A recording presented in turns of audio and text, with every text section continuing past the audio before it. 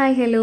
കുറേ ദിവസത്തെ കറക്കത്തിന് ശേഷം, അതായത് നമ്മൾ കുറേ ദിവസം അടുപ്പിച്ച് ഹോസ്പിറ്റലിലേക്ക് ഇങ്ങനെ രാവിലെ പോകും, വൈകുന്നേരം തിരിച്ച് വീട്ടിലെത്തും, വീണ്ടും പോകും, ഇങ്ങനെയായിരുന്നു കേട്ടോ.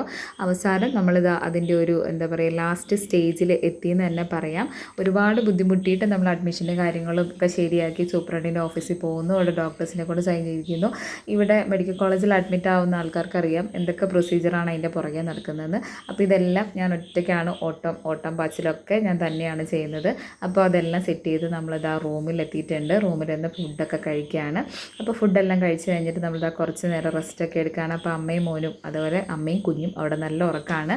അപ്പോൾ ഞാൻ എന്താ നമ്മുടെ റൂമിൻ്റെ പുറത്തേക്ക് നോക്കി ഇങ്ങനെ ഇരിക്കുകയാണ്. നാളത്തെ സർജറിയുടെ കാര്യമൊക്കെ ഓർത്ത് ഇങ്ങനെ എന്താവും എന്നുള്ള ടെൻഷനിൽ ഞാനിങ്ങനെ ഇരിക്കുകയാണ്. ഇതാണ് കേട്ടോ നമ്മുടെ ഹോസ്പിറ്റലിൻ്റെ ഒരു വ്യൂ, അതായത് നമ്മുടെ റൂമിൻ്റെ പുറത്തേക്കുള്ള വ്യൂ ആണ് ഈ കാണുന്നത്. കുറേ സൈഡൊക്കെ ഇങ്ങനെ പണി നടക്കുന്നു. ആ സൈഡിൽ ലെഫ്റ്റ് സൈഡിൽ കാണുന്ന സർജറി ബ്ലോക്കിലാണ് കേട്ടോ ഓപ്പറേഷൻ തിയേറ്റർ. അപ്പോൾ ഉറക്കമൊക്കെ കഴിഞ്ഞിട്ട് സച്ചു എഴുന്നേറ്റ് ഇതാ പോപ്കോണൊക്കെ കഴിച്ചുകൊണ്ടിരിക്കുകയാണ്.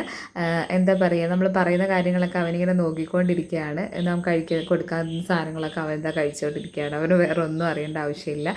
എവിടെയായിരുന്നാലും നമ്മുടെ കൂടെയാണ് അവൻ. ആ ഒരു കംഫർട്ട് സോൺ മതി, അവനൊരു പ്രശ്നവും ഇല്ല.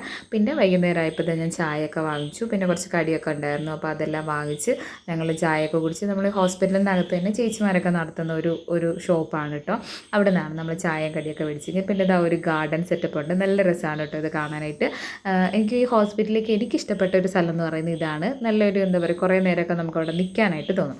പിന്നെ അത് കഴിഞ്ഞിട്ട് ഓരോ കാര്യങ്ങൾക്ക് നമ്മുടെ ഡോക്ടർ വന്നിട്ട് ഇന്ന കാര്യം ചെയ്യണം, ഇന്നത് ചെയ്യണം, ബ്ലഡ് എടുക്കണം, അല്ലെങ്കിൽ അത് ചെയ്യണം, ലാബിൽ പോകണം, ബ്ലഡ് ബാങ്കിൽ പോകണം എന്നൊക്കെ പറയുമ്പോൾ നമ്മളിങ്ങനെ ശരിക്കും പറഞ്ഞാൽ നിലാവത്ത് അഴിച്ചുവിട്ട കോഴീനെ പോലെ അവിടെ പോയി ചോദിക്കും. അവരോട് ഇവിടെ അല്ല അപ്പുറത്താണ്, അപ്പുറത്ത് പോയി ചോദിക്കും അവിടെ അല്ല ഇപ്പുറത്താണ്. അങ്ങനെ കറങ്ങി ഒരുവിധം നമ്മളെ കാര്യങ്ങളൊക്കെ സെറ്റ് ചെയ്തു. നമുക്ക് സർജറിക്ക് വേണ്ട സാധനങ്ങളൊക്കെ വാങ്ങിച്ച് നമ്മൾ റൂമിൽ കൊണ്ടുവച്ചിട്ടുണ്ട്.